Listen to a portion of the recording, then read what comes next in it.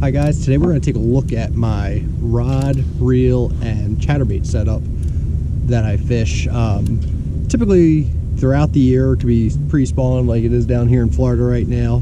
But I'm just going to walk you through everything that is part of my setup. So we're going to start with the rod. It's the Phantom Cranking. It's made by Favorite. Their Fat Glass series. 741. It's a medium heavy. It's a moderate action being that glass rod. And why I like that is because you can see here, it loads up throughout the rod. It comes down to about the midpoint of it. It has a lot of backbone to it, which lets you rip the chatterbait out of either hydrillo, milfoil, whatever kind of vegetation you're fishing it through at the time. So I like to be able to make those long casts. What the 7.4 rod allows me to do. It's got plenty of tip. And being the glass and moderate action rod, when it loads up, it gives those fish an extra second to really get that bait into their mouth. A lot of times they might even be on beds and they're just swiping at it, and you might not get a good hookup if you have just a regular composite rod. You pull it right away from them. So that's why I choose to use that Phantom Cranking rod from Favorite. The reel, this is an Ardent Grand. It's a 7:3 to 1 gear ratio. It's got 13 ball bearings in it. It's very smooth.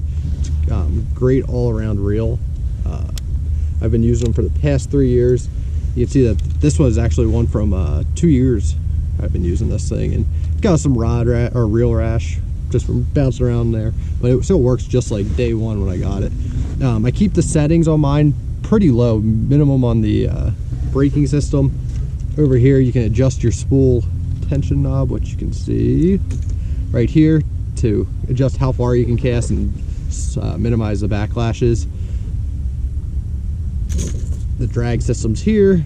It's got real comfortable foam handles. So that's my Ardent reel that I use on it. This is actually 17-pound line.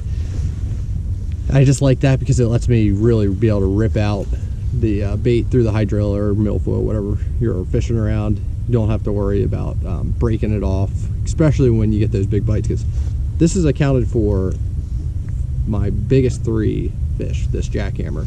I caught a 9.5 at Sam Rayburn last week on this same exact setup. Actually, this is the same chatterbait.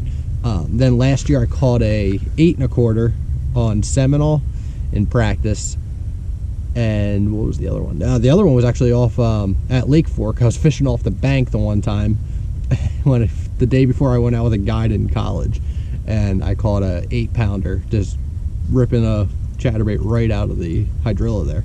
So let's go into detail about this actual bait setup I got going. You see it here. This is a silver blade. I kind of adjust this depending on the light conditions, what the forage is. So in here there's some actually I guess this is more tied on for Rayburn, but it's set up for looking like a shad. You can see the silver blade. It's got a little bit of chartreuse in there, just kind of how a shad would kind of shine in the light, makes them be able to draw into it a little bit better. This is a 3/8 ounce, which is cool about the jackhammers. They actually put that on there, so when you're not looking at them, is that a half, a 3/8, a 3/4? They write it right on there, so you're good to go. You can see this is the razor shad. That's the trailer that I like to put on mine. It goes right up, it butts right up to where the tie is. It's got 2 barbs in here that hold this Elastec on really well. This trailer will last you days and days. Even if a bass comes up and short strikes it and grabs it, hardly ever does that stuff rip. It's very, very impressive. But with having those 2 barbs in there, it holds it on there right in the perfect position. One thing I do like to do is take my chatterbait, hold it up here, and this one's it can be trimmed a little bit. I like to trim it to right where that razor shad starts, or whatever trailer you're using, just so it has the most action out of its tail. It gets it the most side to side. So you can actually, when I do it, I hold it up like this, and I'll trim it right around that trailer, and it'll just get right up there and just get the most movement you can out of it. So if you're looking to catch the biggest bass of your life, I highly recommend getting a Z-Man Chatterbait.